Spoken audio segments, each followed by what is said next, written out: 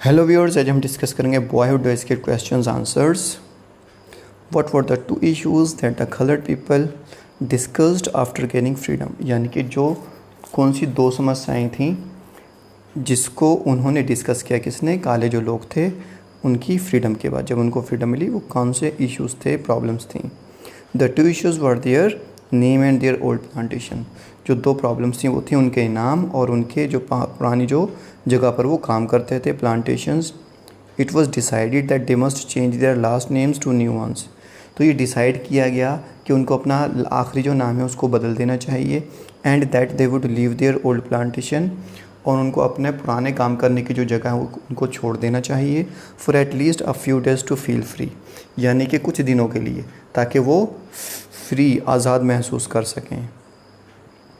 Where did the narrator travel to, narrator ने journey कहाँ पर की, यात्रा करके वो कहाँ पर गया, वाई और क्यों गया। What were the difficulties that they face during the travels, okay, यात्रा के दौरान उनको कौन सी मुसीबतों का सामना करना पड़ा। The narrator and his mother travel to the Khanawa valley, narrator और उसकी माँ ने कनावा वैली की तरफ यात्रा की, West Virginia, in order to join his father, जो कि वेस्ट वर्जीनिया में था ताकि वो अपने पिताजी को मिल सकें। The journey was painful as the children had to walk several hundred miles, जो जर्नी थी वो बहुत ही दुखदाई थी क्योंकि बच्चों को बहुत ही सैकड़ों माइल्स चलना पड़ा पैदल। फॉर मैनी वीक्स, कई हफ्तों तक। They slept in the open air and cooked over a log fire, यानी कि उनको खुली हवा में सोना पड़ा और लकड़ी पर अपना खाना बनाना पड़ा। Our new house was worse than the one we had left on the old plantation in Virginia, यानी कि हमारा जो घर था नया वो पुराने घर से कहीं ज़्यादा बदतर था, बुरा था। How was a new house worse, ये जो नया घर था किस तरह से घटिया था। What was the culture in the new surroundings, अच्छा जो नई जगह थी वहाँ पर कल्चर क्या था, वातावरण कैसा था। Their new cabin in Malton was in the mist of A cluster of cabins without hygiene, यानी कि एक बहुत बड़ा झुंड था, क्लस्टर था, ठीक है ना, कैबिन्स बने हुए थे। दोनों में से एक कैबिन उनको भी मिला हुआ था जिसमें सफाई की बिल्कुल व्यवस्था नहीं थी। The cabins were dirty, cabins बहुत गंदे थे। Quarrels and fights frequently broke out, यानी कि झगड़े, लड़ाई झगड़े होते रहते थे। What were the difficulties that the coloured race faced in their desire to educate their children, यानी कि जो काले लोग हैं उनको कौन सी मुसीबतों का सामना करना पड़ा जब वो अपने बच्चों को एजुकेशन देना चाहते थे। There were no schools for coloured children, यानी कि काले बच्चों के लिए कोई स्कूल्स नहीं थे। The establishment of one was fraught with difficulties, fraught नहीं है ये ब्रॉट, यानी कि मुश्किल से एक स्कूल का इंतज़ाम हो पाया इन लोगों के लिए। It was tough to find a teacher, लेकिन स्कूल तो हो गया लेकिन टीचर को ढूंढना बहुत ज़्यादा मुश्किल था। For the school paying for the teacher and finding A residence was difficult, यानी कि टीचर की फ़ीस पे करना और उसका रहने का इंतज़ाम करना ये भी बहुत ज़्यादा मुश्किल था। The narrator's mother was not school, narrator की जो माँ है वो कभी स्कूल नहीं गई। Yet was a very wise woman, हालांकि वो, लेकिन फिर भी वो बहुत समझदार औरत थी। Give two reasons to justify this statements, के दो कारण बताओ। The narrator's mother was wise as she appreciated the importance of education, narrator की जो माँ थी वो समझदार थी क्योंकि वो सराहना करती थी एजुकेशन की। In spite of being illiterate, हालांकि वो अनपढ़ थी। She procured a spelling book for her son, यानी कि उसने किसी तरह से स्पेलिंग बुक्स का अपने बेटे के लिए इंतज़ाम किया। At school when the narrator wanted a head, school में जब नैरेटर को एक हेड चाहिए थी, she sued one for him instead of borrowing money to buy one, यानी कि पैसा उधार लेकर टोपी खरीदने से के बजाय उसने खुद घर में उसकी टोपी सी ली।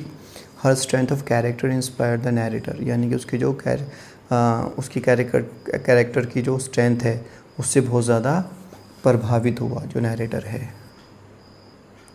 आई think there are not many man in our country who have had the privilege of naming themselves in the way that I have, यानी कि नैरेटर कहता है कि दूसरे लोगों को इतनी इजाज़त नहीं है जितनी कि मुझे है नाम बदलने की। Why would the teacher demand two names, अच्छा जो टीचर थी उसने दो नामों की क्यों डिमांड की। What is a privilege the narrator is talking about, narrator किस प्रिविलेज की बात करता है। How did the narrator name himself, narrator ने अपना नाम कैसे रखा। The teacher demanded 2 names because attendance register required a first and a last name. अब जो टीचर थी स्कूल में पढ़ाने वाली, उसने 2 नाम मांगे क्योंकि उसको रजिस्टर में लिखने थे, एक पहला और आखिरी। The narrator is talking about the privilege of naming one self. Narrator अपना नाम रखने के बारे में बोल रहा है कि हमें ये स्वतंत्रता थी। The narrator named himself Booker Washington. Narrator ने अपना नाम बुकर वॉशिंगटन रखा। As soon as he learned that his mother had named him Taliaferro. अब जैसे उसको पता चला कि उसकी माँ ने उसका नाम थैलिया फेरो रखा था, he made his full name Booker Taliaferro Washington, इसलिए उसने अपना पूरा नाम बुकर टैलिफेरो वॉशिंगटन रख लिया। वॉशिंगटन्स family became free but that was not the end of his troubles explain. यानी उनकी फैमिली आज़ाद तो हो गई थी लेकिन उनकी मुसीबतों का खात्मा नहीं हुआ। कैसे? The freedom of the coloured people lifted them out of their former misery. हालांकि जो कलर्ड पीपल को जो आज़ादी मिली थी, उनको पुरानी मुश्किलों से आज़ादी तो मिल गई थी। The road to better life was still full of obstacle, लेकिन आगे का जो रास्ता था अच्छी जीवन का वो भी मुश्किलों भरा था।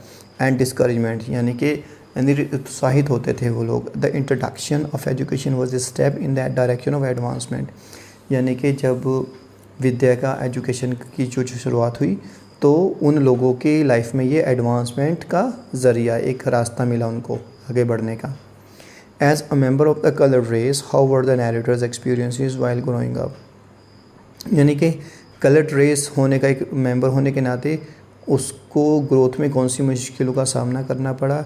Different for other boys of age, यानी कि उसकी लाइफ और दूसरे लड़कों की जो लाइफ थी वो किस तरह से अलग थी। The narrator felt that the experiences of white boys were different from the experiences of the black boys. Narrator कहता है ये जो काले लड़के हैं और जो गोरे लड़के हैं, इन दोनों का जो अनुभव है अलग अलग है। While the white boy was expected to succeed in a task, यानी कि जो गोरा लड़का होता था उससे आशा की जाती थी वो सफलता पालेगा अपने काम में। The black boy success came as a surprise, लेकिन काले लड़के की सफलता को बहुत हैरानी से देखा जाता था। The black youth had to face many obstacles, जो काले नौजवान थे उनको बहुत मुश्किलों का सामना करना पड़ता था सफल होने के लिए। Prejudice about the black community was major setback, यानी कि इस कम्युनिटी के प्रति जो भेदभाव था ये भी एक बहुत बड़ी मुश्किल थी। The experience of a whole race beginning to go to school for the first time presents one of the most interesting studies in the development of any race, यानी कि एक नई रेस का एजुकेशन के लिए जाना एक नई स्टडी के बारे में हमें बताता है। Do you think education builds cultural bridges? How? क्या आपको लगता है जो विद्या है, एजुकेशन है, वो कल्चरल ब्रिजेस को बनाती है, कल्चर को बनाती है? कैसे?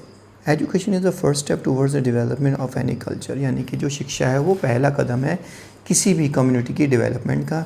The advancement of a race is facilitated by education as it opens the door to the future, यानी कि जो एजुकेशन है वो मदद करती है क्योंकि ये फ्यूचर के जो दरवाजे उनको खोलती है, उसके उस रेस का यानी कि उस कम्युनिटी के आगे बढ़ने का ये एक ज़रिया है। Culture is the social behaviour of any society which focuses on the knowledge of ethics. जो कल्चर है एक सोशल बिहेवियर है जो कि फोकस करता है एथिक्स पर, यानी कि अच्छे कामों पर, डिसिप्लिन पर, नॉर्म्स तौर तरीक़ों पर, एंड ट्रेडिशंस कल्चर्स पर। एजुकेशंस हेल्प्स, एजुकेशन है ना, एजुकेशंस नहीं है। Education helps in establishment of schools, colleges and university, यानी कि जो एजुकेशन है मदद करती है किसमें? स्कूल्स, कॉलेजेस, यूनिवर्सिटीज़ को इस्टेब्लिश करने में, यानी कि स्थापित करने में। Thank you so much, have a nice time, take care, like, share and subscribe.